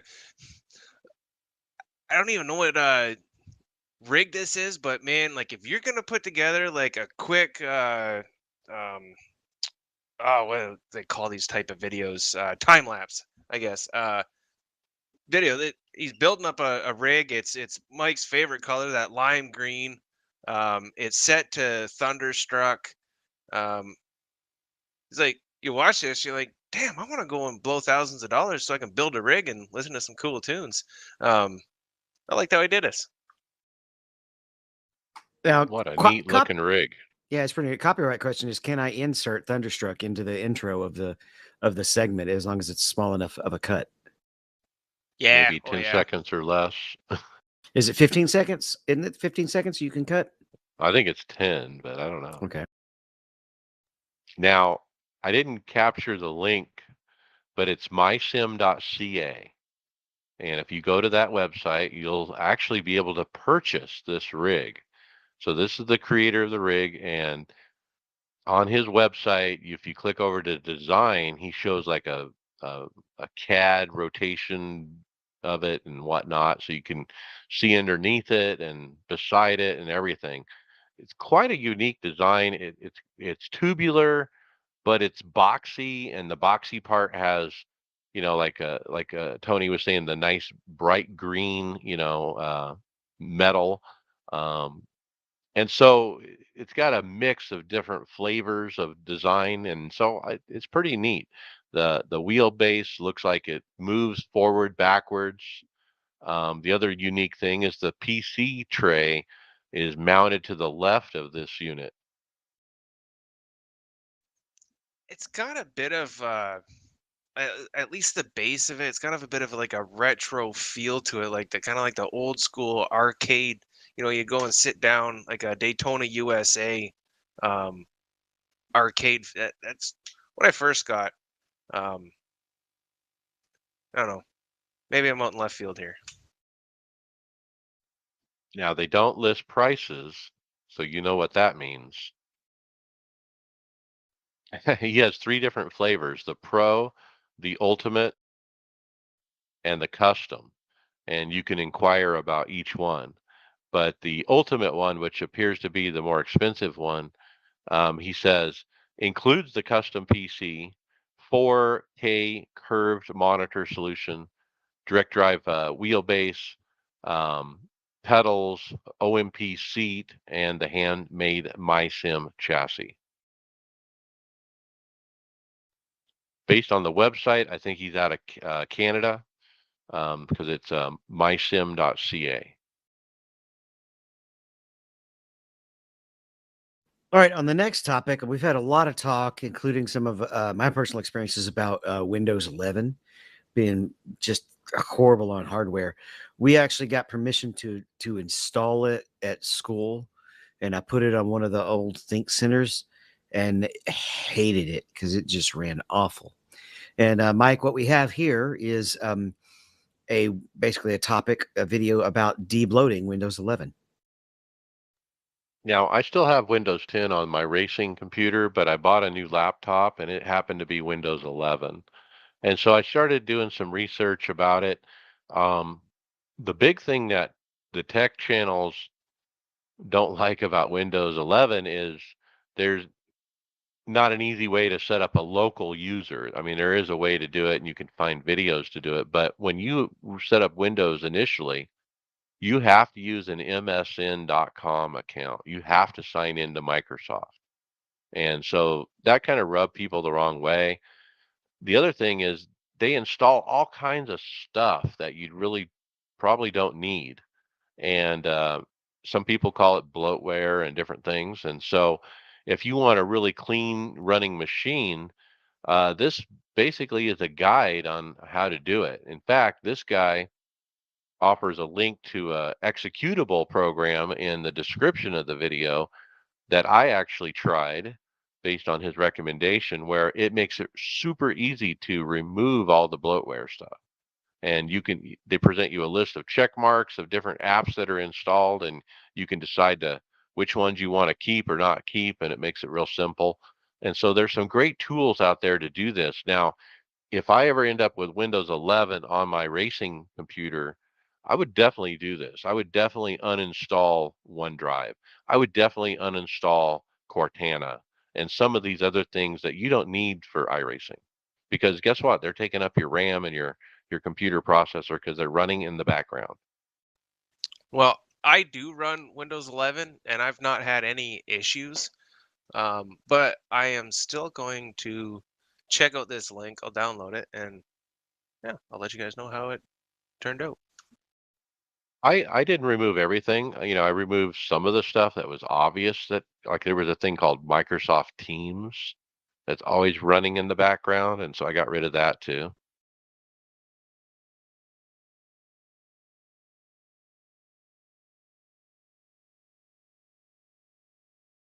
When I was running into the tracking issues with my Oculus, I would just open up Task Manager and close everything that it would let me close, just about. That didn't seem to crash the computer. That's called Cowboy IT. Title idea. So Mercedes, you like a Mercedes wheel? Yeah, this one's nice looking. It's definitely on the simpler side. It does have the two pedals at a glance. It doesn't look like it's wireless. It looks like you have to plug it in, because I can see a little wire hanging down the bottom, right? It's by SimTag. Yeah, simtag.shop is where you can find it. I think it's overpriced, man, 1,859 pounds. And Well, I think the yeah, wheel you bought is overpriced too, but okay. I mean, it was 900 something euros. Yeah, you're right. And It's not that overpriced. this is double that. Yeah, And no they fancy literally. lights. Yeah, all you're paying for is the name brand, because it's just a stand. It's just your AMG shaped formula wheel. It does have the double clutch on the back and your standard AMG buttons, which is kind of on the light side compared to what you could get if you get one of those standard formula rims right from Podium. Now, what's unique about this is how wide it is, 330 millimeters. And remember, when I was shopping for my wheel, I was deciding between 270 and 300. And this one's 330, so this is definitely wider than other wheels that are out there. So the wider the wheel is, that the slower your response is actually going to be. So I got I a haven't quite. conversion to Go ahead, No, go Brian. ahead. conversion to US dollars is 1930. So 1930 US dollars. It's a lot of money for a wheel. And I'll be honest with you, this could be really well constructed and really well made. Um, I'm not putting down the construction or the quality. I just don't like the look of it, of this wheel. It's aesthetically, for me, whatever reason, I don't like the look of it. I much Agreed. prefer the formula style wheel, like the butterflies, like the Fanatec one has, and the one like Mike has. This seems extremely simple for that price point. And I did just happen to check in the description as well that the dual clutch has to be an option. So it may cost even more if you get that. So I hate to say it, but we'll tag this one as overpriced, pretty much. How much? And I keep looking at the logo, Tony, the Mercedes logo. I mean, it has rivets driven right through the logo emblem. I mean, can't you mount it without putting a rivet through it? Yeah, you sure can. Actually, that's kind of funny, Mike, because I was just going to mention how much does this wheel cost you take that emblem off?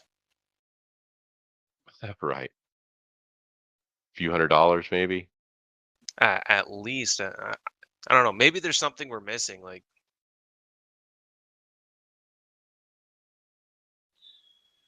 I mean, you can get like a Gomez wheel with a full LCD screen and everything for $1,325, Right. $1,400, and that's full LCD. Double paddles, everything.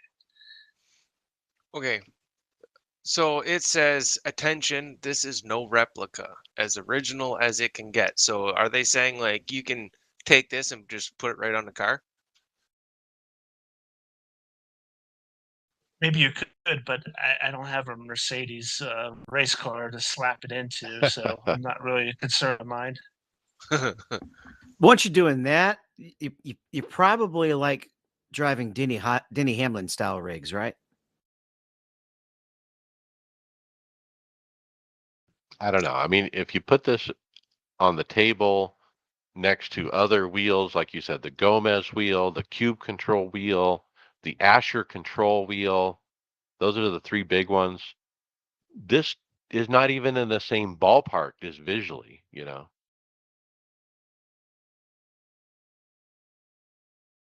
All right. Well, Mike, we've got a review of the GT1 Direct Drive, which is a 15 nanometer. Camus. Yeah, Camus.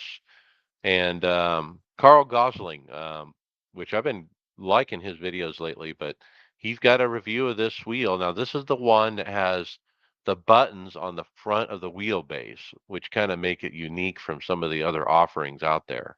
Um, he likes to point out that the wheelbase is mega. I mean, it's heavy, it's bulky. It's like the DD1 and the DD2 as far as the stature of it, but it's 15 nm, which he said, is enough to, for most people. He said he likes to have a little bit more, but um, he said it's really smooth, like it has a lot of damping on it. When he trying to feel for notchiness in the middle, he doesn't really feel it. So, but on the other hand, for the price, he was pretty critical of the materials. Flex, like the actual wheel, the round wheel that comes with it has flex within the wheel Yeah, itself. you can find that around minute 9. Yeah, so um, you know, the- it is you get what you pay for is what the end result came down to be. If you're wanting to get a full package for 700 or less, I mean, this might be the right solution for you. So I don't see how those buttons on the base can be useful at all. Just how can you get to them? Reach around. I mean, yeah. Is this this isn't the first time that we've talked about this company, correct? Because Yeah. I remember these buttons on another base. I wasn't sure if it was the same company or if Yeah, uh, same one. Hmm. okay, all right. Yeah, that's kind of a standout part of it. I don't know. Maybe if you have like an F1 style wheel, it might be a little easier to hit those buttons, but you're right. They seem kind of useless. Boy, there are a lot of wheels, on the market. And I mean, it's interesting. I mean, just a few years ago, if you were going direct drive, there was very limited choices. I mean, you had the Sim Experience, you had the SimuCube, and Well, then back Fanatec came out with their DD. yeah, back when I got mine, it was just Fanatec and SimiCube, right? Yeah. Yeah, it's a good time to be a sim racer, that's for sure. Yeah, because the more competition out there, the more all the prices are going to get driven down. Hopefully, even though we're fighting inflation and supply shortages and stuff. But I don't know. My best guess on what they were thinking with those buttons is, hey, this is our way to make our product different. And somebody who's not experienced with working with button boxes is probably going to think, ooh, that is so cool. I've got so many more buttons to use. But it's even on my F1 rim, there are some buttons if they're not reachable when I'm steering, they don't get touched in the race. Pretty much, period. I will only program them for some very rare use cases, like change the delta on the screen or send an automated chat telling a GT car he's stupid, basically. Well, you mentioned about all these companies driving the price down. Well, it also drives like innovation too, and you know what we kind of see as maybe a misstep with the buttons on the base. Um, who knows what we're going to see down the road? Like that might just lead to something else really cool that we haven't even thought of yet. So, um, yeah, you got to take some chances and stuff to see what'll happen.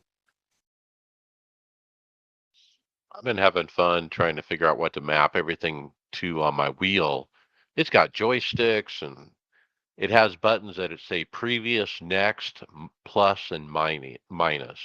And so my idea with those is, I can go through the black boxes. I can use the joystick and scroll over. I can use the plus or the next to go up or down in the list and select and I can like modify what's going on in the black boxes with this everything that's on the wheel. So so what was interesting, I was in the Indy 500 qualifying, and I was like, oh, I'm going to switch over to the other black box and do this and that. And it was so distracting that I was like messing up on track. So I don't know if it's realistic for me to have all these buttons. Well, real formula drivers and any drivers that are sometimes literally making adjustments to the car every lap. There's been places even in the GT car where I've changed the traction control setting depending on what part of the track I was on. I think I remember doing that at Daytona one time. And yeah, you can use the hat switch, which is what you're kind of the thumb joystick thing. It's pretty standard for everybody to use that to work their black box. You can move up and down to move within the black box. You can use right and left to change black boxes. You can press it down like as to count as if you were pressing enter to turn on or off a switch. And you can do that Yeah, all I with have two of just the those. one thumb. Yeah. Yeah, the second one joystick I've used for looking left, right, up, and down, which I never use either. But All right, Brian, you want to hit our last one? We've got a serious Windows update warning.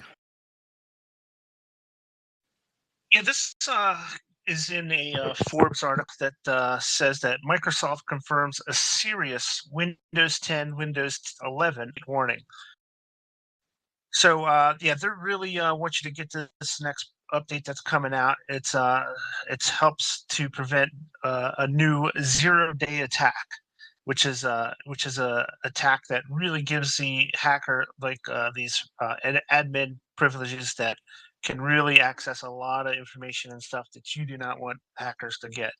So I think that's what this says, right? Isn't there a Yeah, update full coming up control. in this month, right? Yeah, full No, control it's app. Tuesday. It was released, Okay. So yeah, but it's. yeah, Mike. Sorry.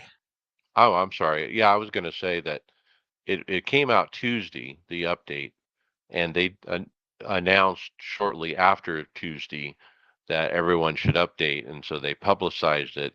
They rarely do that, but this is one of those scenarios because the exploit gives the bad guy full control of your computer, full control, and so it was a major security flaw. And so anyway, I wanted to mention it because we all use Windows, and yeah, make sure you're updated.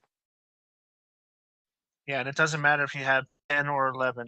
It can hit either one apparently. So yeah, make sure you're doing these updates as they come in.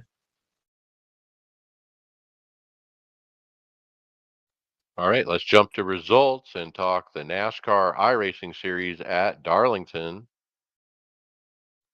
Tony Rochette, P11, said was running second and ran out of gas with 3 laps left. Somehow the auto fuel was off and shorted me 3 laps. I ran auto fuel off on everything I run. Man, I was running good at the end too.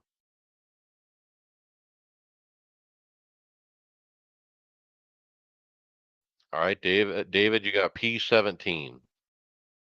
Yeah, I was going to end up about 10th or 11th, but a guy right in front of me just overcorrected and there was no avoiding him. I was still running better in the top split race. I had a pretty good week at Darlington.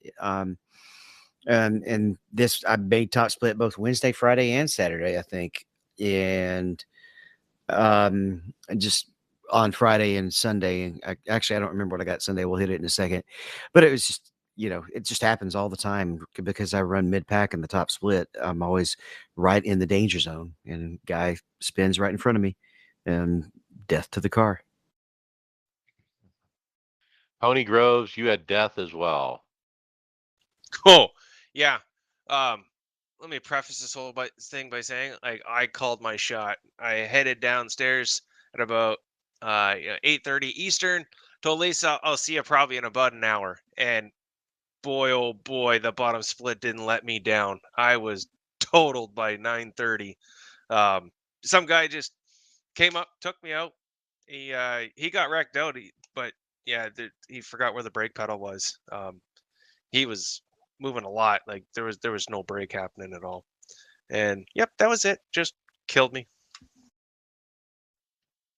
Okay, and Greg also wrecked out by taking it easy the first 20 laps.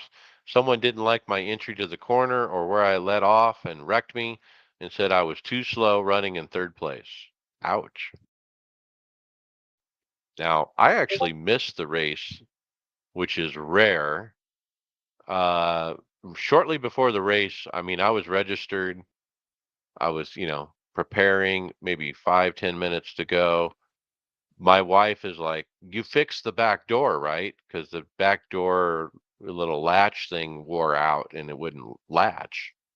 And I'm like, "Well, no, I got to run my race. So I'll fix it after the race." Well, she didn't like that. She thought that I should fix the door before I run my race. So I unregistered literally a minute or so before the top of the hour. I didn't go look to see if I lost 120 I rating or not. I hope I didn't, but I purposely didn't look. All right, Sunday Open. Want me to check for you, Mike? I'll look it up real quick. All right, there you go. Yeah, I wonder if that's the case. All right, Sunday Open. David, you wrecked out again. Yeah, this one just on lap 30, a guy self spins, and there's no avoiding him. I had a lot of engine damage, managed to stay on the lead lap, and was running okay. And then we were getting down towards the end, and I just kind of dinged the wall, and I think it took the damage over the top, and the engine blew up. at that point. All right. Sunday fixed. I wrecked out. It was around lap 20, another restart. I was around 20th. They all wrecked on the backstretch, no caution. Yet I see the cars scattering, so I go way low on the backstretch, and I actually power up on the gas, trying to get around everything. But the guy that was right in front of me, he slows way down, so I lock the brakes to miss him, and I just barely did. And then as I cleared him, there was another car sitting there sideways, stopped, and I T-boned straight in. I just couldn't even miss it at all. I mean, it was like the worst luck. And then he yelled at me because I didn't slow down. He went back and looked at the replay. He saw that I gassed it up, and then he gave me a really hard time because of that. I'm like, dude, do you think I want to wreck? I was trying to get around the mess. I was trying to clear it before cars came in front of me, but obviously it was too late.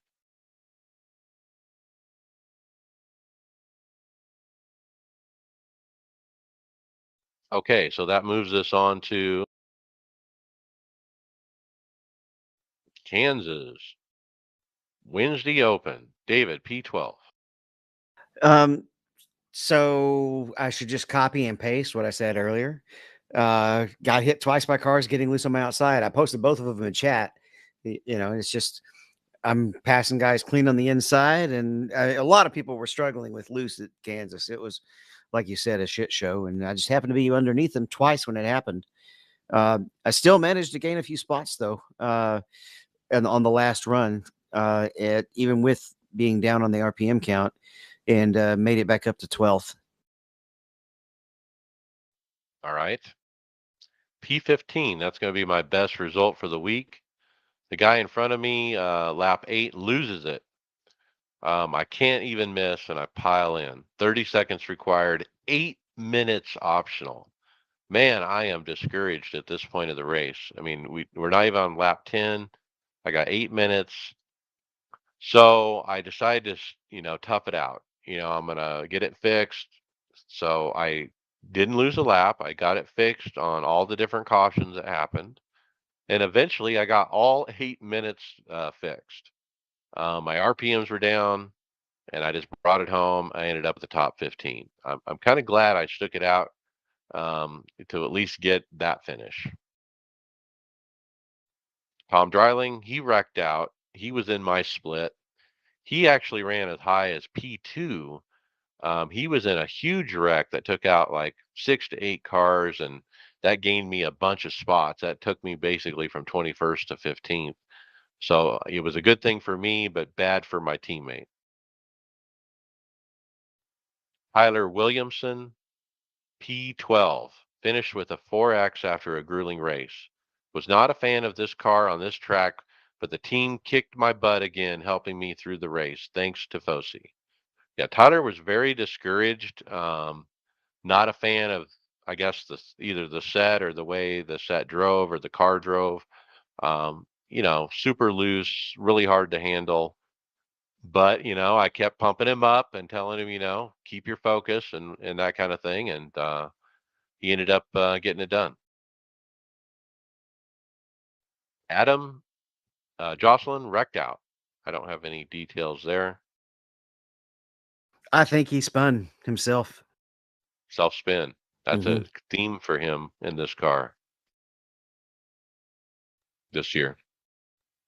Tony Rochette, P17. You ever drive on what seems to be a nice dry road, and then all of a sudden you hit something that is way too slick? That's the way Kansas has felt in the Gen 7. Super slick in turn 1 all week, trying to practice no matter what I do. But I survived many wrecks in this one, even in top 3 at points. But couldn't save myself and just spun and killed a few guys in the process with 50 to go. So today, Thursday Open, we tried again. I got wrecked out. I was the first caution. I had gotten a hair loose. I actually had it saved. I didn't even touch the wall. But somebody came up out of their lane into my lane into me after that and took me out. The second caution, I dove really low to miss it, but I plowed right in. So much later in the race, I went to slow down to miss a wreck ahead, and the thing just came around on me and hooked right into the wall. Tony and I were talking about this, that if you get off the gas in this car, you better be hanging on because this thing will just go around. And that's what happened to me. I just got off the gas and the thing just turned. So I tore out of there, wrecked. Tony Rochette hanged on. He got a P5. He said slammed and put in the wall lap one. Turn two got damaged, fixed, but still down 13 RPMs. I hung in there, though I had fourth, but a blinker somehow beat me by 0.005 of a second. WTF.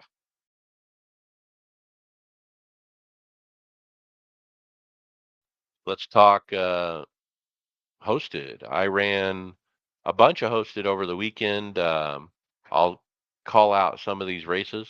Supercars at Michigan wrecked out. Indy cars at Daytona actually got the pole position for that one.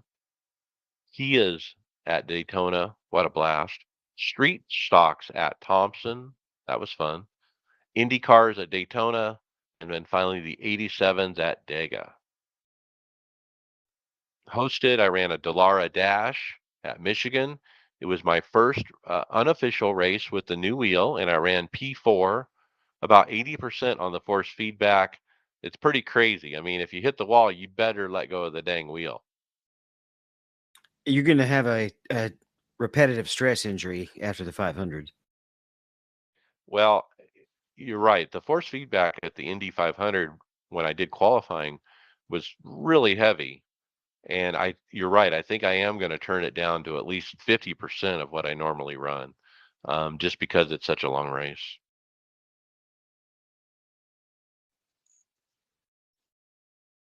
Fast track, David P12.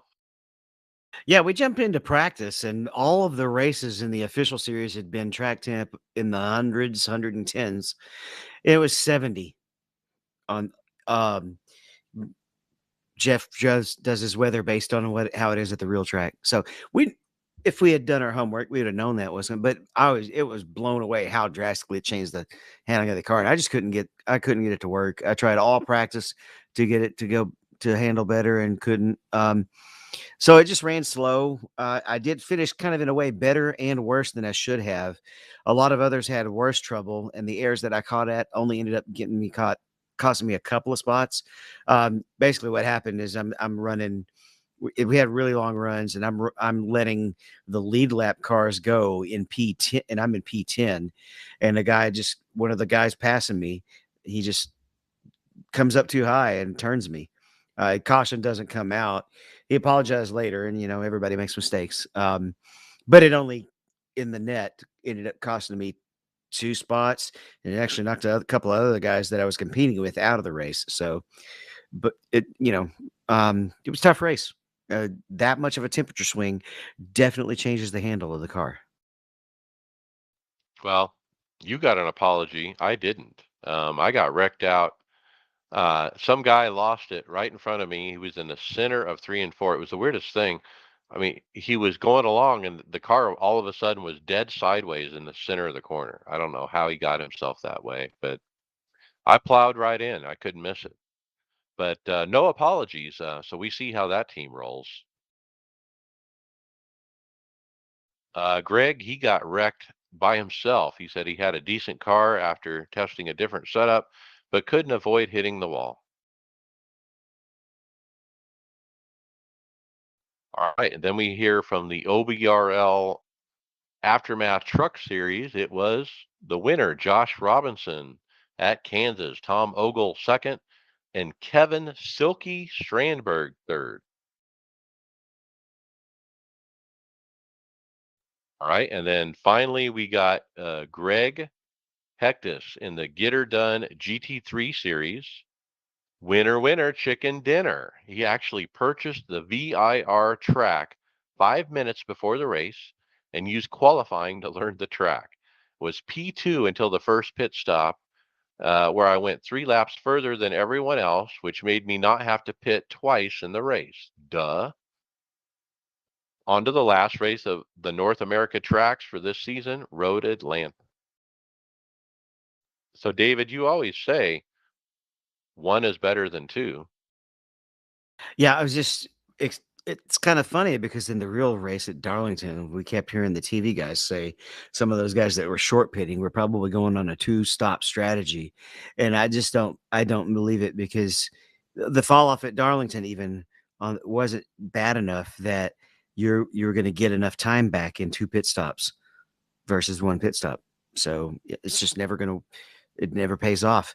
3 can beat 2 because you've had enough laps to make all that time back up, and the math is just different. It's a 50% increase instead of 100% increase, right? So yeah, it never works. To 1 will always beat 2 pit stop wise.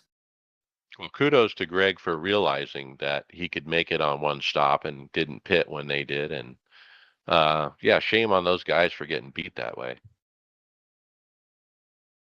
All right, final thoughts. Let's go through it. Brian McCubbin. All right, so I'm getting everything set back up, and I use SRS Sim Racing Studios for my the motion stuff on my rig, and I was having problems with it when I set up my new computer. So I actually wound up getting a VIP session, they call it, where somebody comes in and helps you out remotely, get everything set up properly. And yeah, they killed it. They got it all fixed up, ready to go. So I was really, really happy with how everything went with those guys. So there, it is a pay service. It's $50 for that. So it's a little expensive, I know, but for me, not having to spend hours trying to troubleshoot stuff and go through all kinds of documentation on stuff that I half understand, it was worth it. And so I really appreciate those guys helping me out. And the Sim Racing Studio guys did a fantastic job helping me. That's so cool that they even offered that. A lot of companies would tell you to pound sand, but to be able to remote in and help you get that done, that is awesome. Yeah, exactly. You're right. A lot of companies don't offer that service, or probably don't even want to think about offering it. But yeah, it was awesome. They did a great job. They went through things real quick. Didn't have no problems, and I still had a little time left over. They sent me a couple of different profile options I can try for motion to test out. So yeah, it was pretty cool. Oh, I don't think you said that would cost you what, $50 to get all that done? Yep, $50. Sounds like that was a pretty damn good deal. That doesn't sound too much at all. I mean, for the hassle and headache that I knew it would have brought out if I tried to do it myself, it was well worth it to me for sure. Were you able to learn something throughout that as well? Somewhat, yeah. I mean, I could kind of follow the process that he went, troubleshoot. Would I be able to replicate it by myself? Maybe not, but I might be able to. It gave me some pointers at least.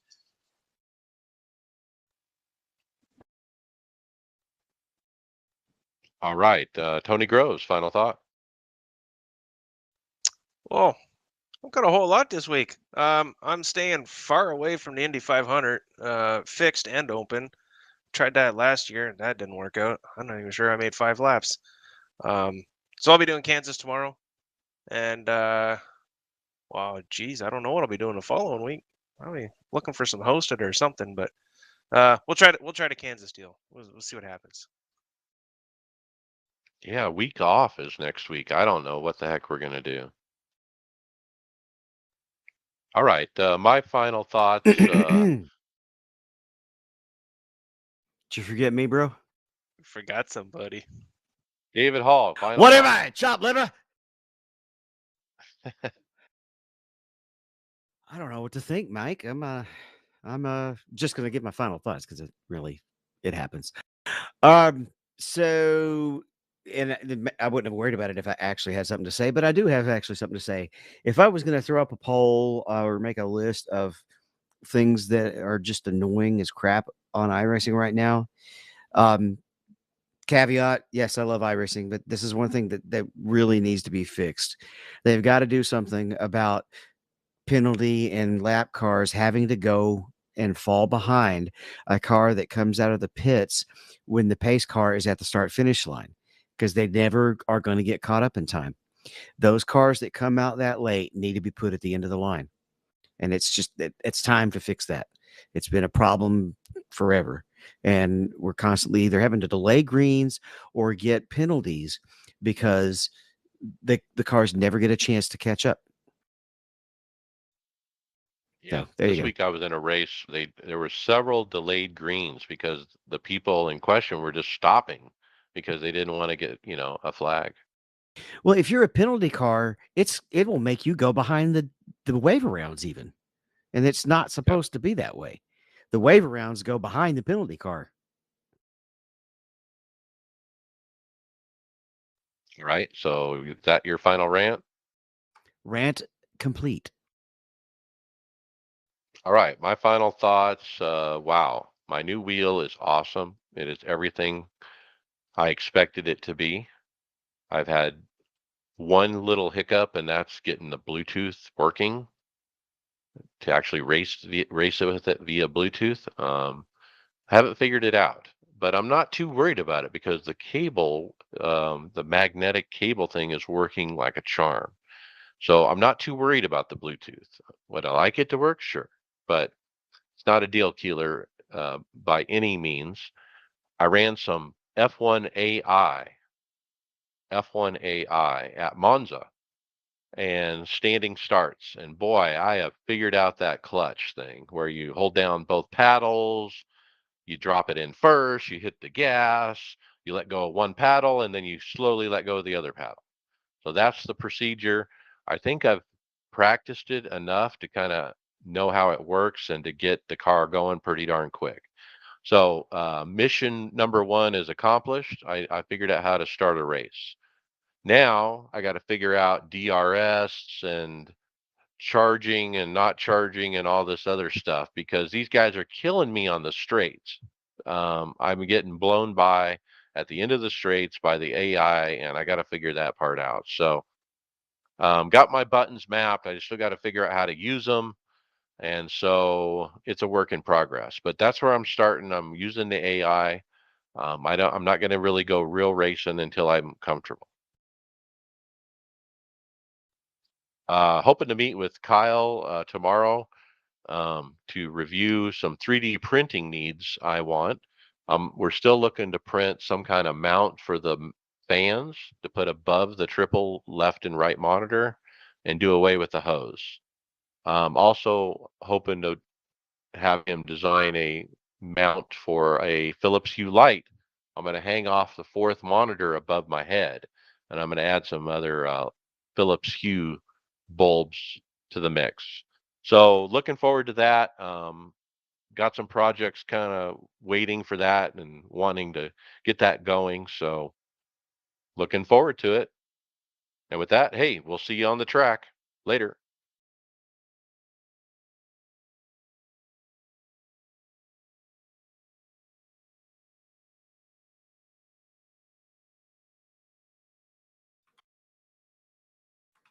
Okay, title ideas. The forgotten member. I like Cowboy IT. I do too. All right, vote Brian. We lost Brian. Yeah, I like that. Yep, works. All right. That's good. That's it then. Cowboy IT. Good show, guys.